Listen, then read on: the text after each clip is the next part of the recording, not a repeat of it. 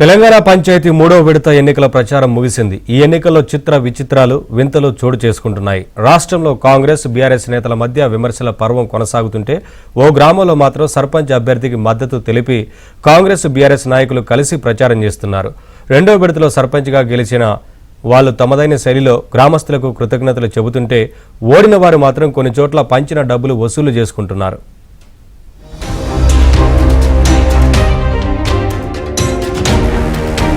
తెలంగాణలో పంచాయతీ ఎన్నికలు వాడివేడిగా సాగుతున్నాయి. దీనిలో భాగంగా వింతలు విశేషాలు చోటు చేసుకున్నాయి. ఖమ్మం జిల్లా ముదిగొండ మండలం వెంకటాపురం గ్రామ పంచాయతీ ఉప సర్పంచ్ ఎన్నికల్లో గందరగోళం ఏర్పడింది. సర్పంచ్ లేకుండానే ఉప సర్పంచ్ను ఎంపిక చేయడంపై గ్రామస్తులు ఆగ్రహించారు. దీంతో అక్కడ గందరగోళం ఏర్పడింది. మరో 2 రోజుల తర్వాత ఉప సర్పంచ్ ఎన్నిక నిర్వహిస్తామని తహసీల్దార్ హామీ ఇవ్వడంతో పరిస్థితి సర్దుమణిగింది.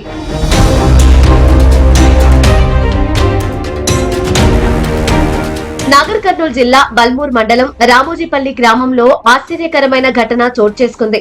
రాష్ట్రంలో అధికార కాంగ్రెస్ ప్రతిపక్ష బీఆర్ఎస్ మధ్య పచ్చగడ్డి వేస్తే భగ్గుమంటుంటే రామోజీపల్లిలో మాత్రం 2 పార్టీల నాయకులు కలిసి సర్పంచ్ అభ్యర్థికి మద్దతు తెలిపారు. కాంగ్రెస్ రెబల్ అభ్యర్థి వంశీకి మద్దతుగా కాంగ్రెస్ బీఆర్ఎస్ నాయకులు కలిసి ప్రచారం చేస్తున్నారు.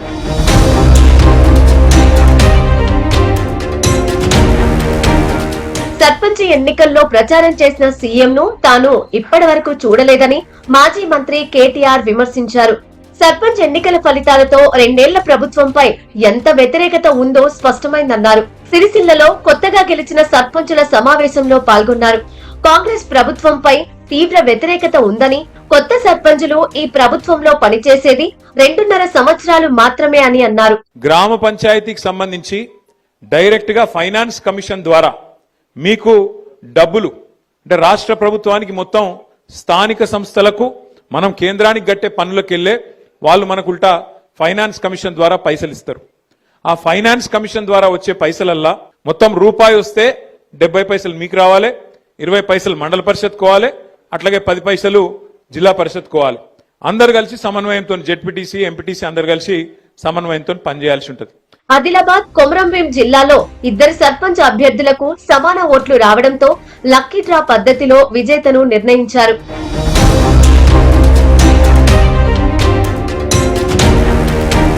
ఖమ్మం జిల్లా న్యూ లక్ష్మీపురంలో బీఆర్ఎస్ కాంగ్రెస్ నాయకుల మధ్య ఘర్షణ జరిగింది. కౌంటింగ్ కేంద్రం దగ్గరకు వచ్చిన కాంగ్రెస్ నాయకులతో బీఆర్ఎస్ నాయకులు వాగ్వాదానికి దిగారు. ఈ క్రమంలోనే ఒకరిపై ఒకరు రాళ్లతో దాడి చేసుకున్నారు. పోలీసులు ఇరు వర్గాల వారిని చెదరగొట్టారు.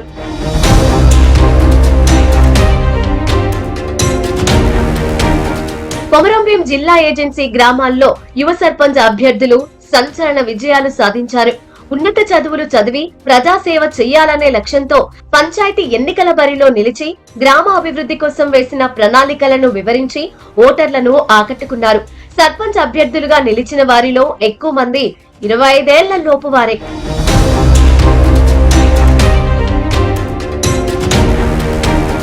నల్లగొండ జిల్లా సోమవారిగూడెంలో అర్ధరాత్రి ఉద్రిక్తత ఏర్పడింది. సోమవారిగూడెం సర్పంచ్ ఎన్నికల్లో కాంగ్రెస్ అభ్యర్థి విజయం సాధించాడు. అయితే కౌంటింగ్ సమయంలో అవకతవకలు జరిగాయని బీఆర్ఎస్ నాయకులు ఆందోళనకు దిగారు. పోలీసులపై బీఆర్ఎస్ శ్రేణులు రాళ్లు విసరడంతో పరిస్థితి ఉద్రిక్తంగా మారింది.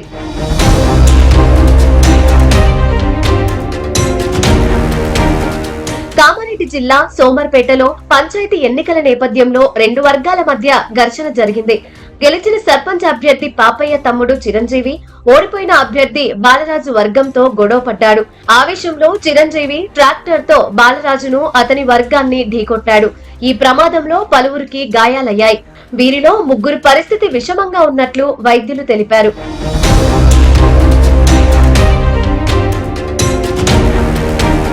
గద్వాల జిల్లా లింగనవాయి సర్పంచ్ ఎన్నికల్లో అన్న గెలుపు కోసం తమ్ముడు వినూత్న ప్రచారం చేశాడు. హైదరాబాద్ లో కాంట్రాక్టు పెయింటర్ గా పనిచేస్తున్న రవికుమార్ అన్న గెలుపు కోసం ప్రతి ఇంటి గడపకు పెయింట్ వేసి ముగ్గులు పెడతానని ప్రచారం చేశాడు. ఓ ఇంటి గడపకు పెయింట్ తో ముగ్గులు వేసి తన విద్యను ప్రదర్శించాడు.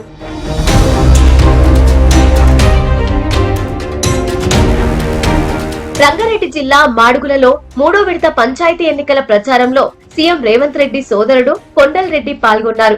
కార్యకర్తలతో కలిసి ర్యాలీ నిర్వహించారు. కాంగ్రెస్ సర్పంచ్ అభ్యర్థిని అత్యధిక మెజారిటీతో గెలిపిస్తే మాడుగుల మండలంను తెలంగాణలోనే ఆదర్శ గ్రామంగా తీర్చిదిద్దుతామన్నారు.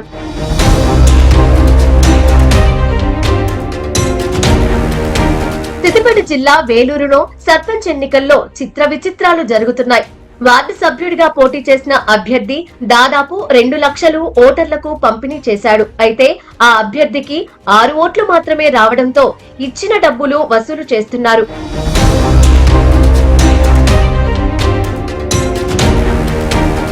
వనపర్తి జిల్లా బండతండాలో ఓడిన అభ్యర్థి తీరు వివాదాస్పదంగా మారింది. కాంగ్రెస్ పార్టీ బలపరిచిన లక్ష్మణ్ నాయక్ ఓటమి పాలవ్వగా పోలింగ్ ముందు ప్రజలకు పంచిపెట్టిన నగదు, మద్యం తిరిగి ఇవ్వాలని ఇంటింటికి తిరిగారు. ఇప్పటికే ₹1,00,000 పైగా వసూలు చేయగా మిగతా డబ్బు కూడా వసూలు చేస్తానని ప్రజలతో గొడవ పడ్డారు.